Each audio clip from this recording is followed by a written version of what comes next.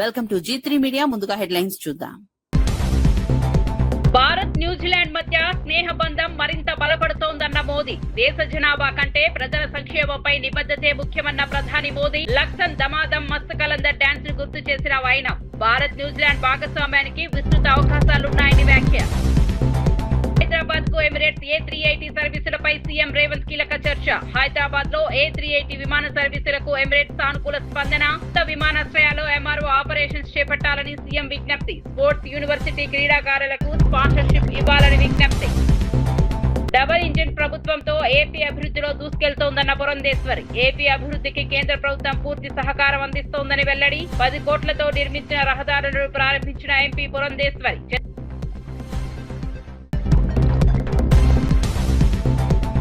గేట్లు తెరిచి కార్మికులతో కలిసి నిరసనకు దిగిన కవిత. కార్మికుల సమస్యలు తెలుసుకునేందుకు వస్తే అడ్డుకుంటున్నారా అన్న కవిత.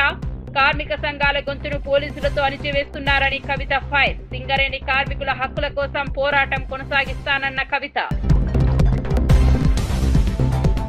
రేవంత్ రెడ్డికి హైట్ తో పాటు బుర్ర కూడా తక్కువేనన్న కేటీఆర్. ఒక్క ఎన్నికలో ఓడితే బీఆర్ఎస్ పని అయిపోయినట్లేనా అన్న కేటీఆర్. తెలంగాణ తెచ్చిన బీఆర్ఎస్ ను బలహీనపరచడం ఎవరి వల్ల కాదన్న కేటీఆర్.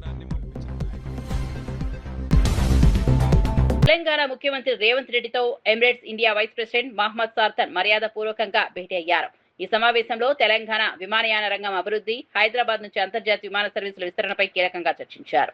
హైదరాబాద్ లో ఎమిరేట్స్ A380 విమాన సర్వీసులను ప్రారంభించేందుకు సంస్థ సముఖత వ్యక్తం చేసినట్లు వెల్లడించారు. తెలంగాణలో భవిష్యత్తులో ఏర్పాటు చేయనున్న కొత్త విమానాశ్రయాల్లో MRO ఆపరేషన్స్ చేపట్టాలని సీఎం రేవంత్ రెడ్డి ఎమిరేట్స్ ప్రతినిధులను కోరారు.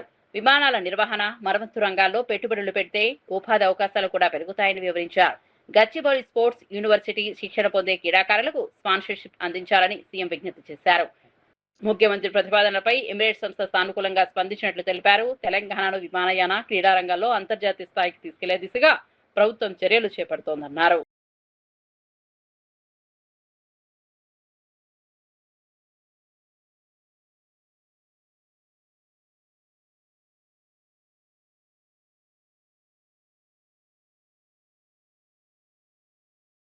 ఇక వార్త వివరాల్లోకి వెళ్తే ముఖ్యమంత్రి రేవంత్ రెడ్డిపై బీఆర్ఎస్ వర్కింగ్ ప్రెసిడెంట్ కేటీఆర్ తీవ్ర స్థాయిలో విమర్శలు చేశారు.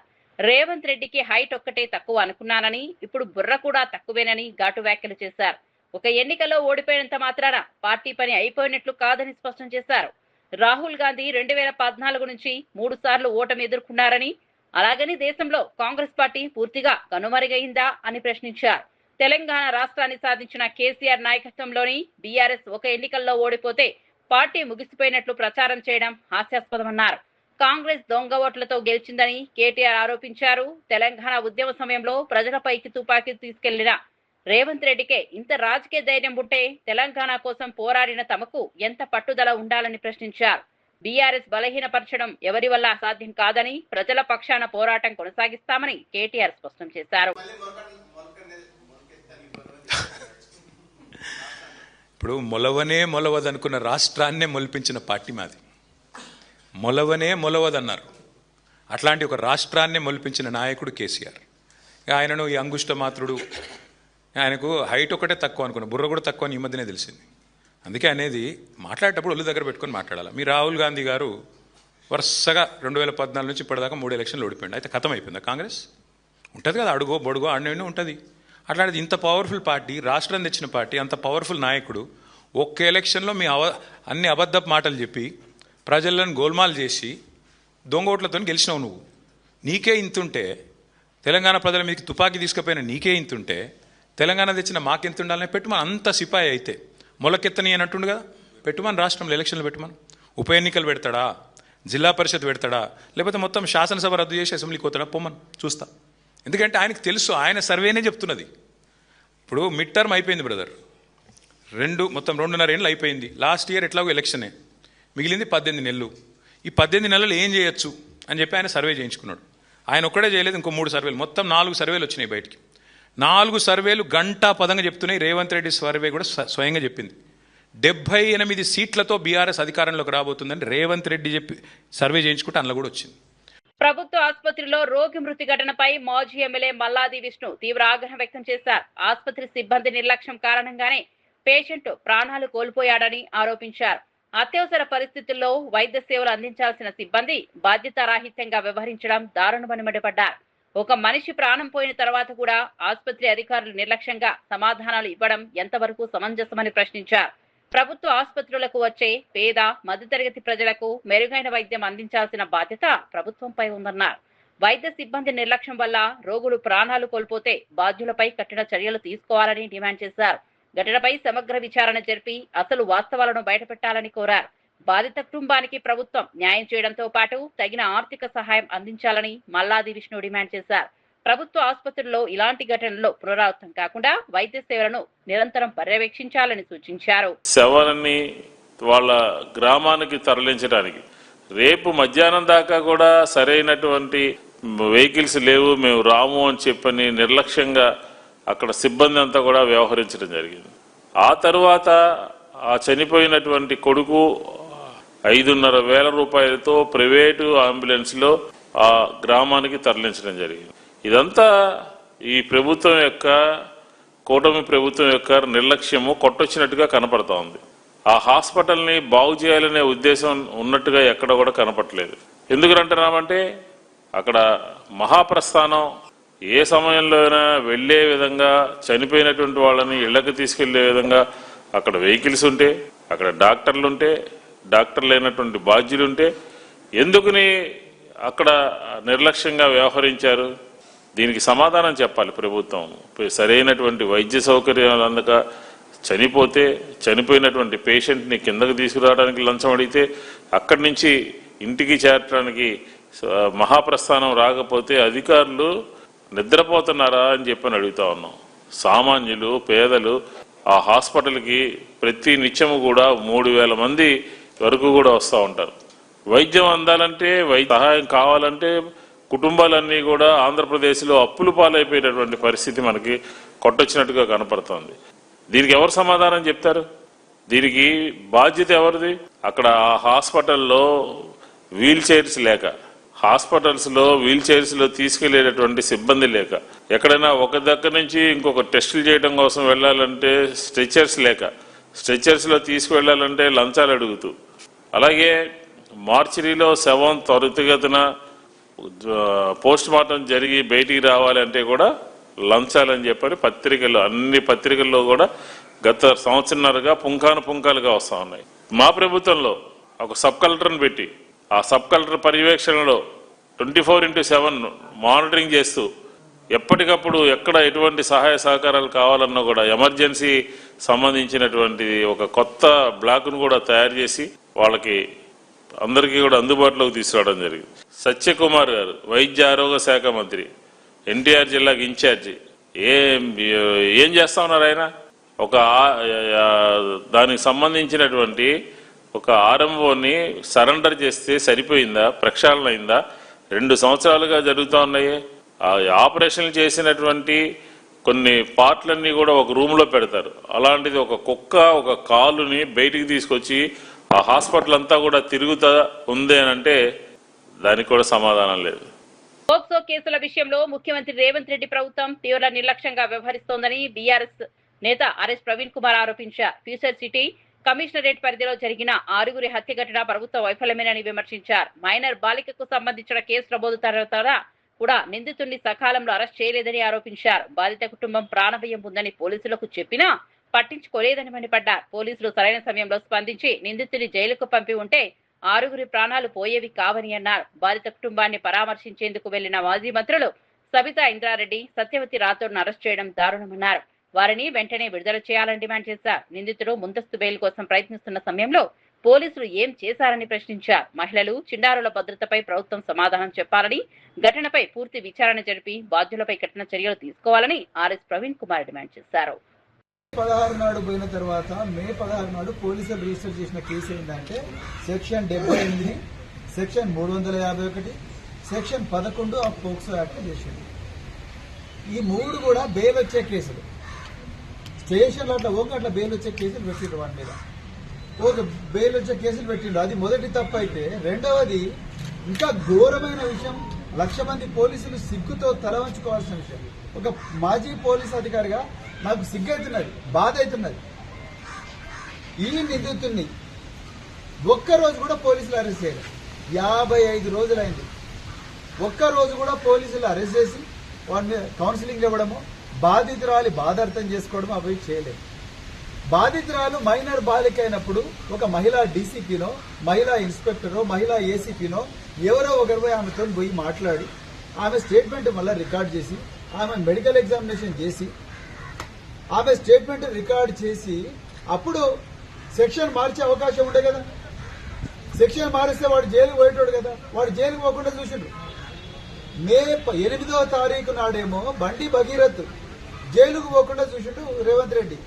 ఇక్కడ కూడా మే 16 నాడు వాడు జైలు పోకుండా చూసిండు. అంటే ఏంది పోక్సో నిందితులు అంటే నీకంత ప్రేమ ఏంటి రేవంత్ రెడ్డి గారు? నాకు నిజంగా అర్థం కావడం లేదు. సో వాడు 55 రోజులు జైలుకు పోకుండా కోర్టుకు పోయి వానంతటి వాడే రాజులాగా యాంటిసిపేటరీ బెయిల్ తీసుకొని వచ్చి పోలీస్ స్టేషన్ కు ఎంటర్ అయితే మీరు నేరస్తుల నుండి ప్రజలకు రక్షణ కల్పిస్తున్నారా, ప్రజల నుండి నేరస్తులకు రక్షణ కల్పిస్తున్నారా? ఇవాళ రేవంత్ రెడ్డి గారు మీరు చెప్పాలి. ఇక మూడోది, మీరు ఫ్యూచర్ సిటీ అని కొత్తది పెట్టిండ్రు. ఎవరి కోసం పెట్టిండ్రు రేవంత్ రెడ్డి గారు? ఎవరి కోసం ఫ్యూచర్ సిటీ పెట్టిండ్రు మీరు? మీ భూముల దందా కోసమా, లేకపోతే మీ ఆస్తుల సంరక్షణ కోసమా? ఎవరి కోసం మీరు ఫ్యూచర్ సిటీ పెట్టిండ్రు? ఎక్కడ పోయింది మీ ఫ్యూచర్ సిటీ పోలీసులు? ఇవాళ ప్రజలకు ఫ్యూచర్ లేకుండా పోయింది మీ ఫ్యూచర్ సిటీ కమిషనరేట్ వల్ల. అప్పుడు కేసీఆర్ గారి టైంలో దాదాపు 40,000 మంది పోలీసులను రిక్రూట్ చేసి 10 లక్షల సీసీటీవీ కెమెరాలు పెట్టి 700 కోట్లు పెట్టి పోలీసులకు అత్యాధునిక వాహనాలన్నీ కూడా సమకూరిస్తే, కమాండ్ అండ్ కంట్రోల్ సెంటర్ కడితే ఇవాళ పోలీస్ స్టేషన్కి వచ్చి కేసు పెట్టినా కూడా రక్షణ లేని పరిస్థితి. ఒకవైపు ఇట్లయితే ఆ మహిళను, ఒక అమ్మాయినైతే మైనర్ బాలికను సంవత్సరం పాటు అత్యాచారం చేసిన దుర్మార్గుడు ఒక కేంద్ర హోంమంత్రి కొడుకైనందుకు అతనికి బెయిల్ వచ్చినట్టు చూసిండు రేవంత్ రెడ్డి. పక్కా ఇది. లేకపోతే పెద్ద పెద్ద న్యాయవాదులను ముగుల్ రోత్గాకి కానీ, లేకపోతే సిద్ధార్థ లూత్రా కానీ, లేకపోతే అభిషేక్ మను సింఘ్వి వీళ్ళకు కోట్ల రూపాయలు ఇచ్చి అమ్మాయిని రక్షించవచ్చు కదా. వాళ్ళని తీసుకొచ్చి వాదించమంటే వాదించేటోళ్ళు కదా. నామకే వాస్తే ఒక పబ్లిక్ ప్రాసిక్యూటర్కి ఇచ్చి వాదించవా నువ్వు అంటే. న్యూజిలాండ్ పర్యటనలో ఉన్న ప్రధానమంత్రి నరేంద్ర మోదీ భారత్ న్యూజిలాండ్ మధ్య సంబంధాలపై కీలక వ్యాఖ్యలు చేశారు. ఒక దేశం జనాభా ఎంత ఉందన్నది ముఖ్యం కాదని, ప్రజల సంక్షేమం కోసం ఆ దేశం ఎంత నిబద్ధతతో పనిచేస్తుందనే అత్యంత ముఖ్యమని మోదీ స్పష్టం చేశారు. భారత్ న్యూజిలాండ్ మధ్య స్నేహ సంబంధాలు మరింత బలోపేతం అవుతాయని పేర్కొన్నారు. గతేడాది భారత 79వ స్వాతంత్ర దినోత్సవ వేడుకల్లో న్యూజిలాండ్ ప్రధాని క్రిస్టోఫర్ లక్సన్ చేసిన దమాధం మస్త్ కలందర్ నృత్యాన్ని మోదీ గుర్తు చేసుకున్నారు. ఆ వీడియో వైరల్ కావడాన్ని ప్రస్తావిస్తూ ఇరు దేశాల ప్రజల మధ్య ఉన్న సాంస్కృతిక అనుబంధాన్ని కొనియాడారు. పరస్పర విశ్వాసం, ప్రజల మధ్య సంబంధాలు రెండు దేశాల భాగస్వామ్యానికి మరింత బలం చేకూరుస్తున్నామని తెలిపారు. వాణిజ్యం, విద్య, సాంకేతికతతో పాటు వివిధ రంగాల్లో భారత్, న్యూజిలాండ్ కలిసి ముందుకు సాగేందుకు విస్తృత అవకాశాలు ఉన్నాయని ప్రధాని మోదీ పేర్కొన్నారు. कि कीवी इंडियन कम्युनिटी की अचीवमेंट्स आपका कंट्रीब्यूशन कितना बड़ा है।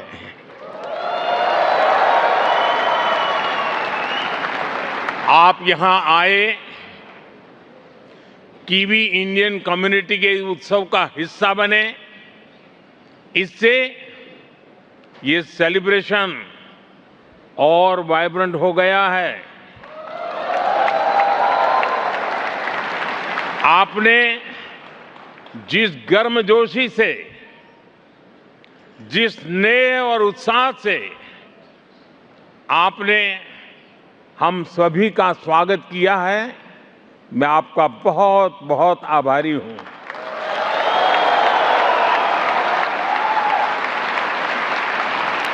वैसे एक्सेलेंसी,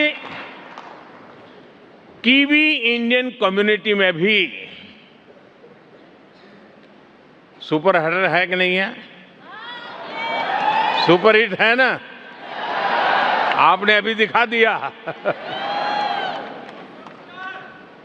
भारत के इंडिपेंडेंस डे पर, स्वतंत्रता दिवस पर आपने क्रिस हिपकिंस के साथ मिलकर दमादम मस्त कलंदर गाने पर जो डांस किया,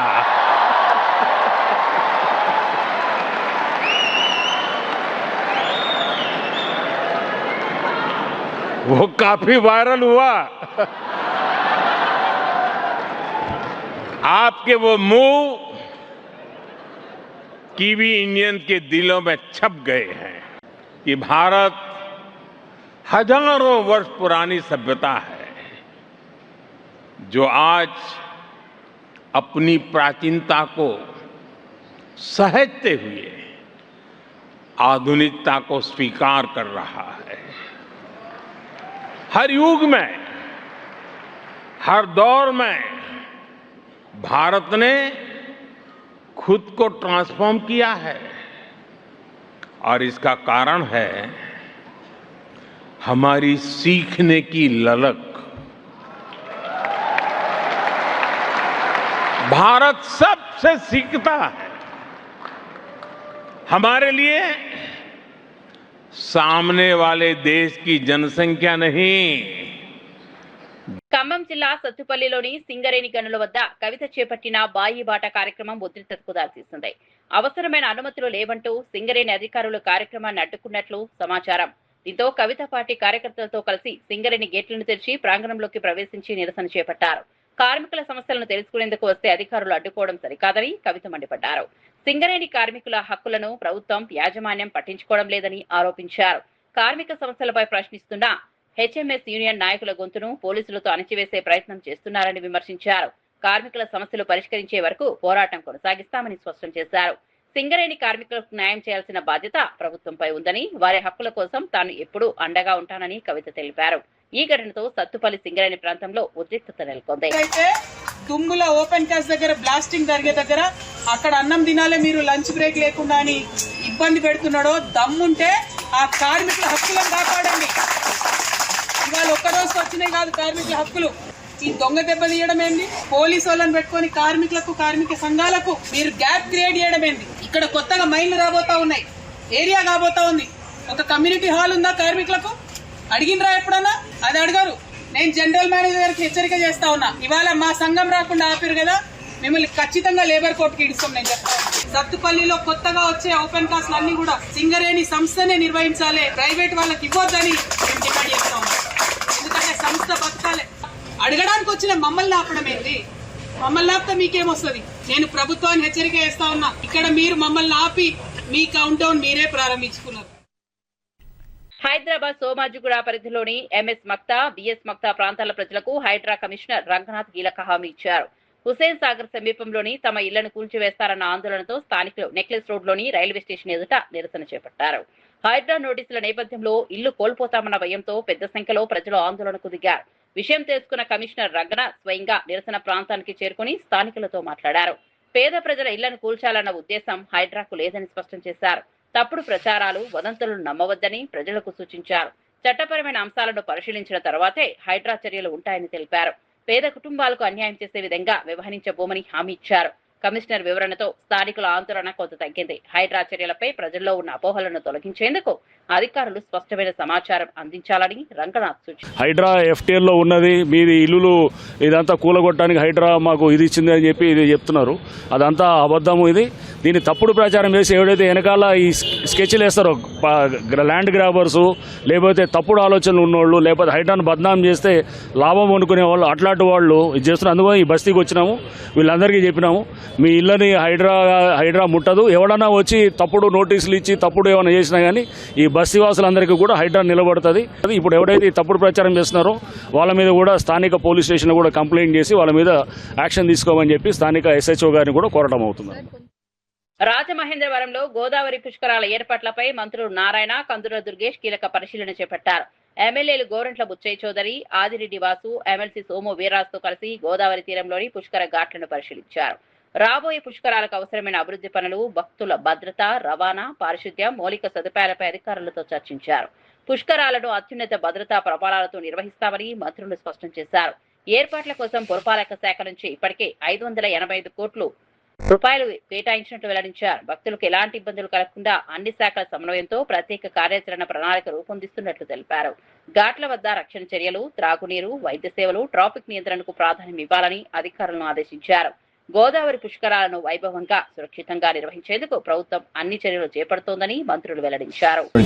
దానికి తగ్గట్టుగా సెక్యూరిటీ కావచ్చు, పోలీస్ కావచ్చు, అకామిడేషన్ కావచ్చు, పార్కింగ్ కావచ్చు, ట్రాన్స్పోర్ట్ కావచ్చు, దాని మీద కూడా యాక్చువల్గా గ్రూప్ ఆఫ్ మినిస్టర్ డిస్కస్ చేయడం జరిగింది. శానిటేషన్, ప్రత్యేకంగా శానిటేషన్ అయితే పోయినసారి 8,000 మందిని యాక్చువల్ ఇక్కడ అపాయింట్ చేశారు మున్సిపల్ శాఖ. ఈసారి 15,000 కావాలని, ఆల్రెడీ 15,000 మంది కావాల్సి వస్తుందని శానిటేషన్ సంబంధించి చెప్పడం జరిగింది. పోలీసు 30,000. ఎటువంటి అవాంఛనీయాలు జరగకుండా ఈ పుష్కరాలు ఘనంగా చేయడం జరుగుతుంది. టూరిజం శాఖ తీసుకుంటే అఖండ గోదావరి ప్రాజెక్ట్ ఇంప్లిమెంట్ చేయారు. అలా మొత్తం అన్ని శాఖల యొక్క ఇంటిగ్రిటీ తోటి అందరం కలిసి ఇంటిగ్రేషన్ తోటి కాంక్రీట్ వర్క్ చేయాలనేటువంటి ఆలోచనతోటి ఎక్కడెక్కడ ఏ లోపాలు ఉన్నాయి వాటిని ఏ రకంగా అధిగమించాలి, అటు ట్రాఫిక్ కానీ ఇటు వచ్చేటువంటి భక్తులకి సౌకర్యాలు కల్పించడం కానీ భద్రతా ప్రమాణాలతో కూడినటువంటి పుష్కరాలని నిర్వహించడానికి ఈ రాష్ట్ర ప్రభుత్వం, కూటమి ప్రభుత్వం దీక్షా కంకణబద్ధమై ఉందనేటువంటి మాటని సందర్భంగా తెలియజేస్తున్నాను.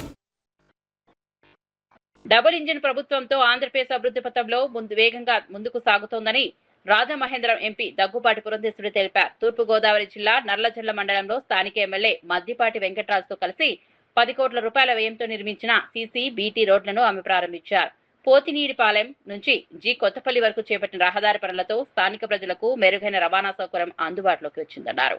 చాదర్సి గింటలో ఎన్టీఆర్ విగ్రహాన్ని ఆవిష్కరించిన పురంధేశ్వరి రామసింగవరంలో త్రాగునీటి ట్యాంకును ప్రారంభించారు. CM Chandrababu, deputy CM Pawan Kalyan రాష్ట్ర అభివృద్ధి కోసం నిరంతరం కృషి చేస్తున్నారని పేర్కొన్నారు. ప్రధాని నరేంద్ర మోదీ నేతృత్వంలోని కేంద్ర ప్రభుత్వం ఏపీకి పూర్తి సహకారం అందిస్తోందని తెలిపారు. గోపాలపురం నియోజకవర్గాన్ని అన్ని రంగాల్లో అభివృద్ధి చేస్తున్నామని ఎమ్మెల్యే వెంకటరాజు వెల్లడించారు. అమరావతిలో ప్రభుత్వ ఉద్యోగుల సమస్యలు, సంక్షేమ అంశాలపై మంత్రులు కొలుసు పార్థసారథి, అనగాని సత్యప్రసాద్ కీలక సమావేశం నిర్వహించారు. అమరావతి జేఏసీ ఉద్యోగ సంఘాల నేతలతో భేటీ అయిన మంత్రులు ఉద్యోగులు ఎదుర్కొంటున్న వివిధ సమస్యలపై చర్చించారు. ఉద్యోగ సంఘాల ప్రతినిధులు తమ డిమాండ్లు, పెండింగ్ అంశాలను మంత్రుల దృష్టికి తీసుకెళ్లారు. సమావేశం అనంతరం మంత్రులు మాట్లాడుతూ రాష్ట్ర ప్రస్తుత ఆర్థిక పరిస్థితిని ఉద్యోగులు అర్థం చేసుకోవాలని కోరారు. ఉద్యోగుల సమస్యల పరిష్కారానికి ప్రభుత్వం సానుకూలంగా ఉందని, పరస్పర సహకారంతో పరిష్కార మార్గాలను అన్వేషిస్తామని తెలిపారు. 2014 నుంచి 19 మధ్య ప్రభుత్వ పాలన విజయవంతంగా సాగిందని, ప్రజల నుంచి మంచి ఆదరణ లభించిందని పేర్కొన్నారు. ఉద్యోగుల సంక్షేమానికి కూటమి ప్రభుత్వం ప్రాధాన్యమిస్తోందని స్పష్టం చేశారు.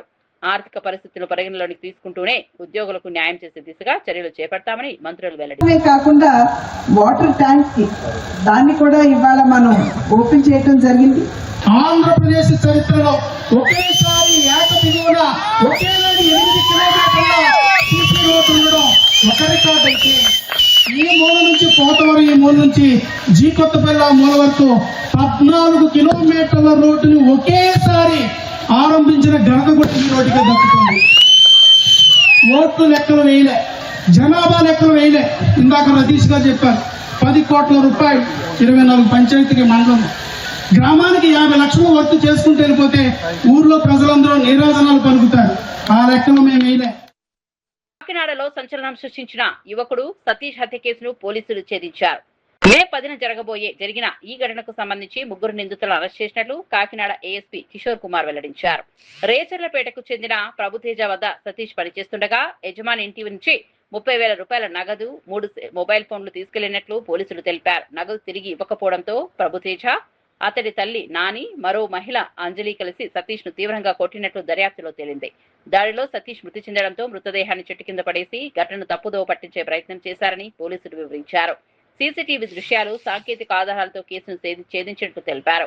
నిందితుల నుంచి బైక్, మసాలా దంచే కర్ర, ప్లాస్టిక్ పైప్ ను స్వాధీనం చేసుకున్నారు. 3 అరెస్ట్ చేసి తదుపరి దర్యాప్తు కొనసాగిస్తున్నట్లు పోలీసులు వెల్లడించారు.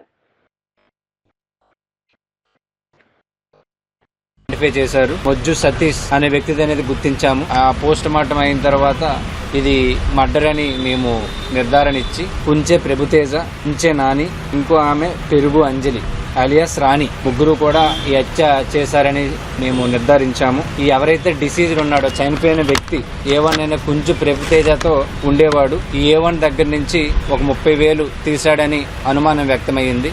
తర్వాత అతను అడిగారు, అతను ఇవ్వలేదు. అది కోపం పెంచుకొని వీళ్ళు 3 కూడా ఏదైతే మసాలా దంచే కర్ర ఉంటుందో అదో దాంతో, అదేవిధంగా ప్లాస్టిక్ గొట్టం, వీటితో అతని మీద దాడి చేసి ఆ తర్వాత ఫైనల్గా అతన్ని గొంతు నిలిమి హత్య చేయడం జరిగింది.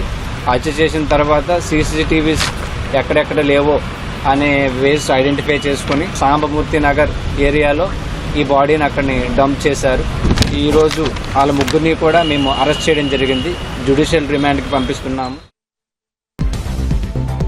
భారత్ న్యూజిలాండ్ మధ్య స్నేహబంధం మరింత బలపడుతోందన్న మోదీ. దేశ జనాభా కంటే ప్రజల సంక్షేమంపై నిబద్ధతే ముఖ్యమన్న ప్రధాని మోదీ. లక్సన్ దమాదం మస్త్ కలందర్ డాన్స్ ను గుర్తు చేసిన ఆయన భారత్ న్యూజిలాండ్ భాగస్వామ్యానికి విస్తృత అవకాశాలున్నాయని వ్యాఖ్య. హైదరాబాద్ కు ఎమిరేట్స్ A380 సర్వీసులపై సీఎం రేవంత్ కీలక చర్చ. హైదరాబాద్ లో A380 విమాన సర్వీసులకు ఎమిరేట్స్ సానుకూల స్పందన. విమానాశ్రయాల్లో MRO ఆపరేషన్స్ చేపట్టాలని సీఎం విజ్ఞప్తి. స్పోర్ట్స్ యూనివర్సిటీ క్రీడాకారులకు స్పాన్సర్షిప్ ఇవ్వాలని విజ్ఞప్తి. డబుల్ ఇంజిన్ ప్రభుత్వంతో ఏపీ అభివృద్ధిలో దూసుకెళ్తోందన్న పురంధేశ్వరి. ఏపీ అభివృద్ధికి కేంద్ర ప్రభుత్వం పూర్తి సహకారం అందిస్తోందని వెల్లడి. 10 కోట్లతో నిర్మించిన రహదారులను ప్రారంభించిన ఎంపీ పురంధేశ్వరి.